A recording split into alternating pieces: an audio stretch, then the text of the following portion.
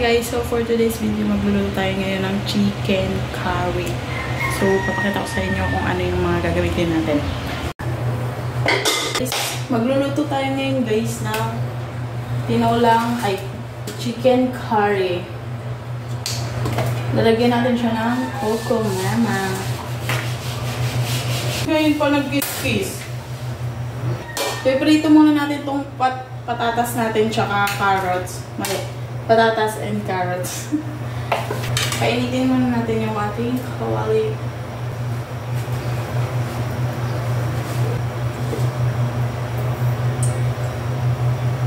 Ngayon ito mga pwede. Mantika, papainitin lang natin yan guys. Then isasalang na natin tong carrots and potatoes. So guys, naugasan ko na nga pala yan guys. Pareho. So unahin natin. Iprituin lang natin ito guys.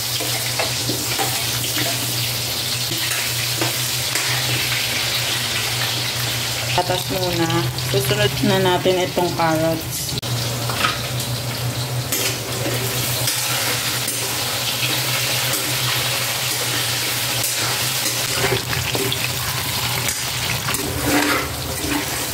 So, ayan guys. Pwede na yan guys. So, i-aahaw na natin yan.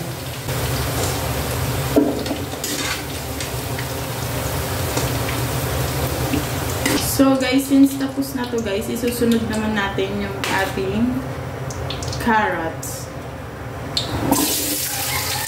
Sabay-sabay na yan.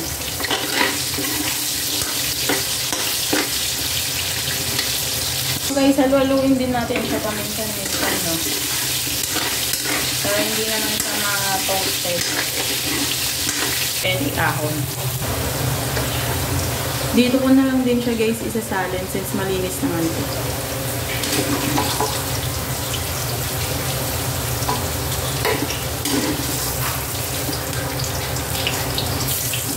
So guys, sa same pan, babawasan ko lang tong mantika tapos magigisa na tayo ng bawang at sibuyas.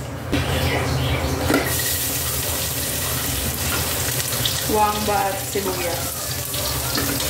Palabasin na natin guys yung kaluluwa na itong bawang natin bago natin ilagay yung sibuyas. Ating sibuyas.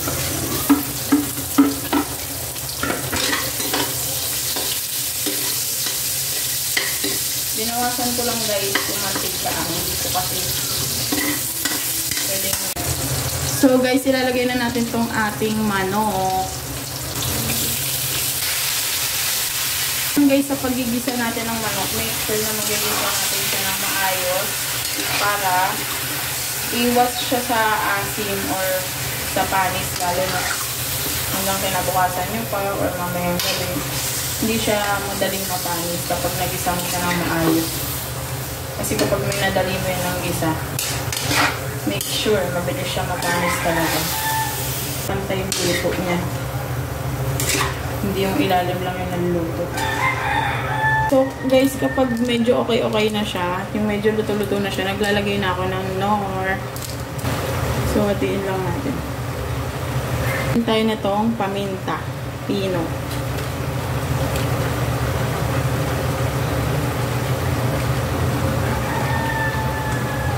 Halo-halo lang.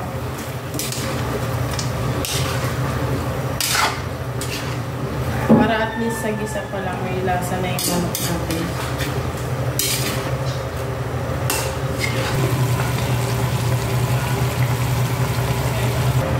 So guys, kapag nagisa na natin yan guys ng maayos, ilalagay na natin itong gata. Coco mama. Isang pack lang to guys. Simutin natin. Gata pa lang yan. So, halo-halo lang guys.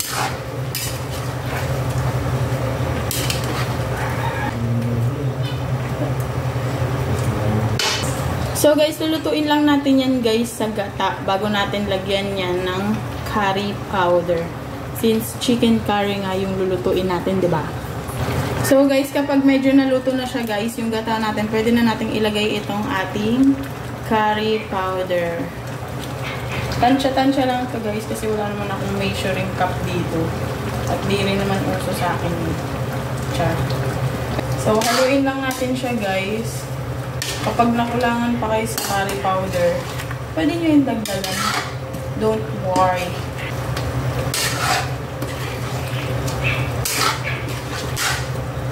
Pero guys, alam nyo ba guys, mas masarap dyan sa chicken curry, yung nagmamantika talaga siya. Siya ng mga pampalasa. Bahala na kayo kung anong mga pampalasa gusto nyo ilagay dyan. Pero sapat na sa akin yung Knorr. Then, lagyan lang natin siya ng konting salt. And then, syempre, paminta. Na konti lang, na napadami.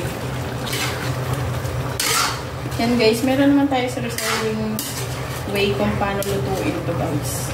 Pwede nyong gayahin, pero pwedeng hindi. Guys, ilalagay na natin itong ating ceiling green.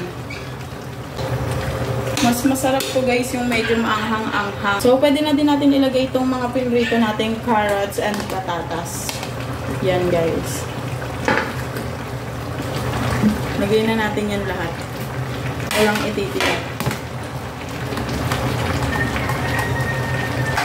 Mix well. Pakasarap na ito guys. Kapag masauce talaga guys yung ulam, hindi talaga ako mahilig maglagay ng mga tubig, ganyan. Mas get ko pa yung talagang tulad ng adobo, yan. Hindi talaga ako naglalagay ng tubig kahit konti. Sapat na sa akin yung toyo niya, yung natural na toyo, tas mayonnaise. So, tikman natin.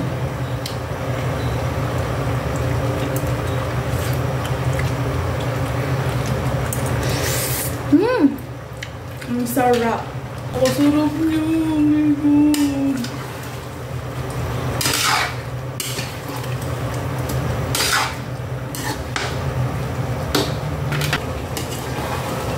Guys, ang sarap talaga nito.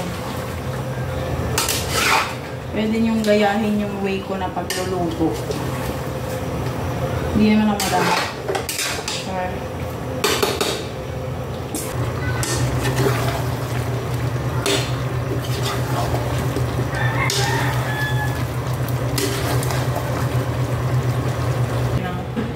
Hindi lang. Isa lang. Kasi ulam nga natin.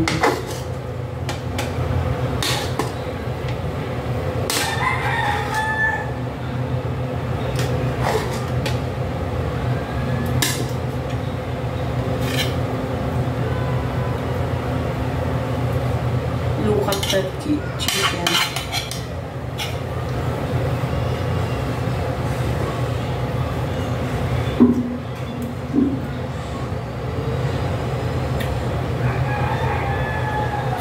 Ang sarap.